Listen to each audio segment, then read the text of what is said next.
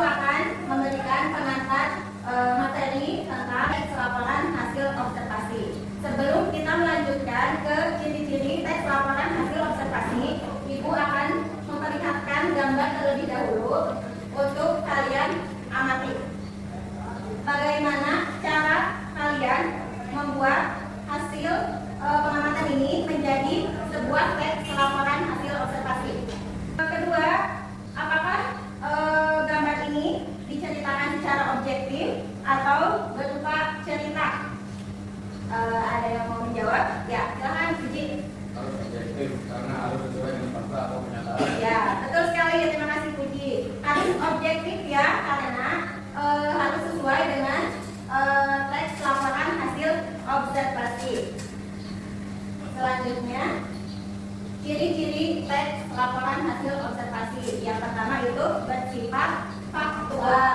Faktual itu berdasarkan kenyataan, bukan opini atau pendapat sendiri. Oke, yang kedua itu bersifat objektif, tidak memihak atau menilai. Yang ketiga, menggunakan bahasa baku. Bahasa baku itu sesuai dengan kaidah EYD dan KBBI atau Kamus Besar Bahasa Indonesia.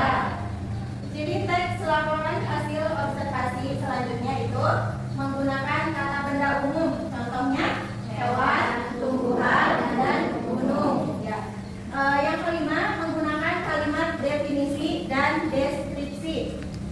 Yang keenam, mengandung klasifikasi, mengelompokkan objek berdasarkan jenis atau kelompoknya. Ya, poin 4 itu menggunakan kata benda umum. Contohnya hewan, tumbuhan. Dari kata benda umum itu, hewan itu masih bisa diklasifikasikan. Kalimat definisi dan deskriptif ya.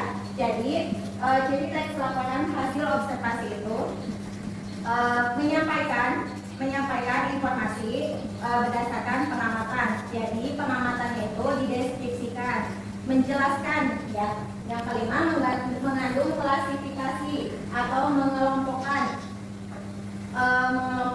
objek berdasarkan jenis atau kelompoknya. Jadi kebahasaan teks LHO itu yang pertama menggunakan kata kerja aktif dan pasif. Kata kerja aktif itu contohnya membaca ya. Jadi kita melakukan sesuatu, itu kata kerja aktif.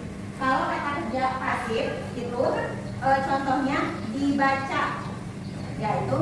Nah, selanjutnya ada contoh paragraf teks laporan hasil observasi. Analisis apakah paragraf tersebut faktual atau tidak?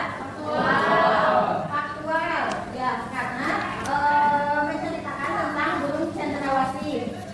Yang kedua, objektif atau tidak? Objektif. Kemudian kita lihat bahasanya, apakah menggunakan bahasa baku atau bahasa sehari-hari? Bahasa baku. Oke.